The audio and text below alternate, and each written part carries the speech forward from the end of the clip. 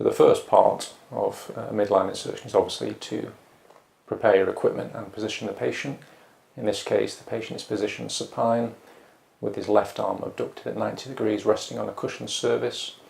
We've got the equipment tray, a stool, sharps box, and the ultrasound screen positioned in front of the operator, so we can directly visualize what's going on with the needle cannulation in the vein. This is the equipment tray fully set up. Before we insert any midline or PICC line, we usually carry out a pre-procedural ultrasound scan of the upper medial arm, just to check the suitability of the basilic vein.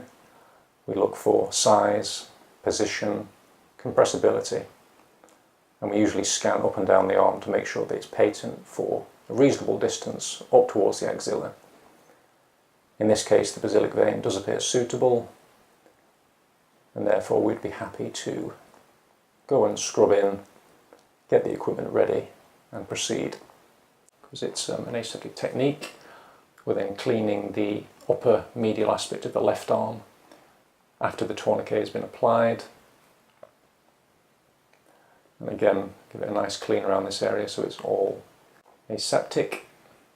So give a little bit of time for the cleaning solution to work. Then you lift the patient's arm up, put the under drape down,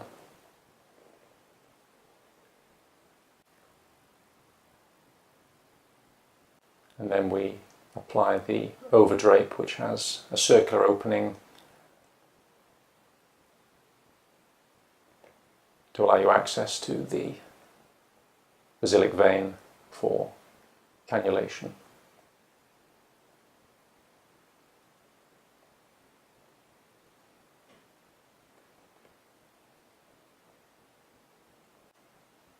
As you can see, we're also wearing a surgical gown and gloves, and the ultrasound probe is covered as well, and we're using sterile ultrasound jelly. Now the operator sits down so he's comfortable.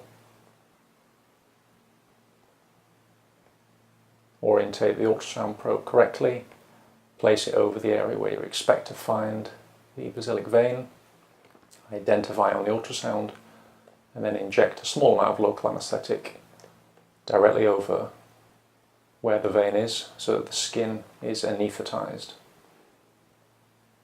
and the tissues above the vein will be numb for when you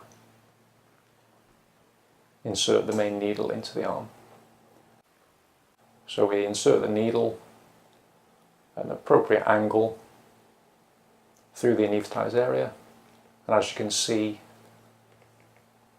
the vein is in the center of the screen, and as the needle is coming in, you can see the top vein wall being indented down. It's important to take your time with this process and make sure that you target the vein ideally on the top surface. At this point we've just adjusted the focus so that it's centered on the needle tip, which is currently compressing the vein.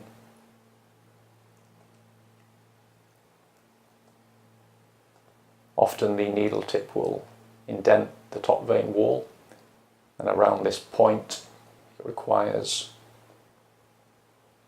a small gentle thrust to actually penetrate the vein wall and enter the lumen.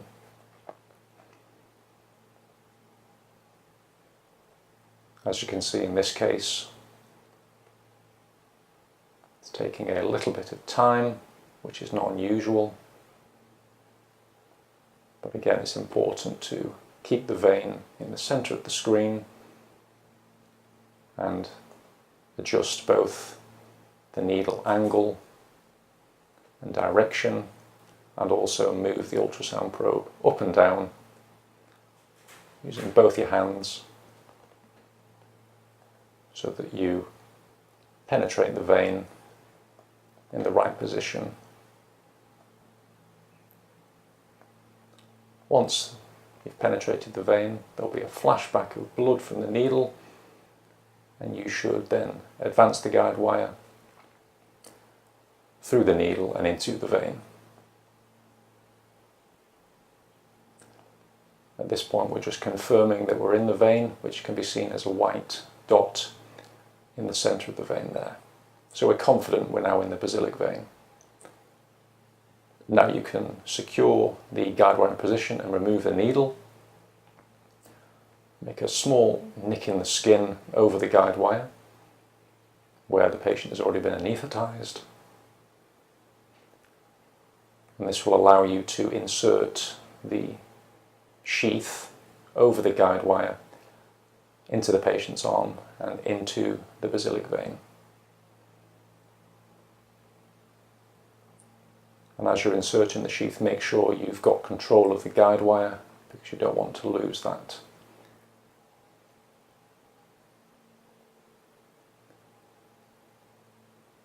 At this point we will remove the inner sheath and guide wire, and as you can see there is blood coming back, which confirms we're in the vein.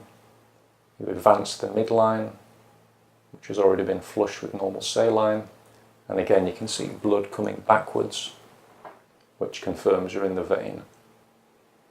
Now you snap the outer sheath and separate it with both your hands, at the same time making sure that the midline doesn't come out. This can be sometimes a little bit tricky, but again just be patient and it will come out. Now if you lift the sterile sheet up and ask your colleague just to release the tourniquet and put the sterile drape back down. So once you've actually got the midline in the arm, because we've made a nick in the skin and we're using ultrasound jelly, it's likely around the area of the skin where we want to stick the midline line is going to be a bit wet and slippy. So at this point you can use some swabs, wet or dry swabs, to clean around that area. Now once you're confident the midline is in the right position, you can secure it down to the patient's skin using a sutureless attachment device as seen here. This can be somewhat fiddly to attach, so just take your time and make sure that the patient's skin is clean and dry.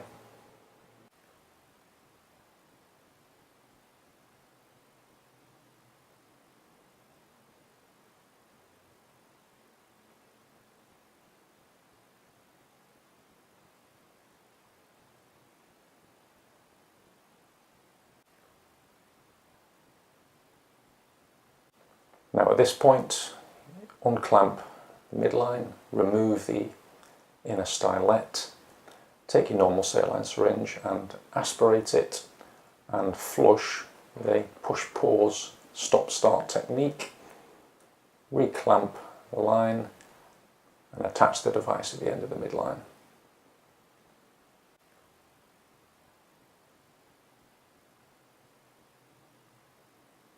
Now at this point you can remove the top drape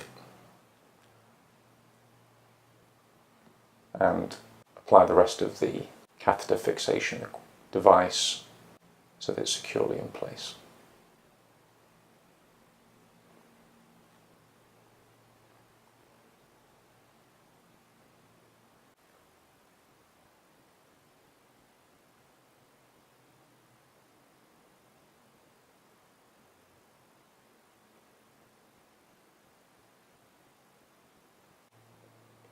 It's also important to put the midline label so that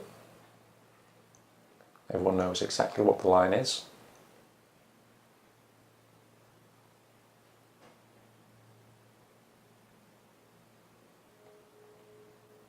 And just for confirmation, you can use your ultrasound again just to check that the line is in the vein.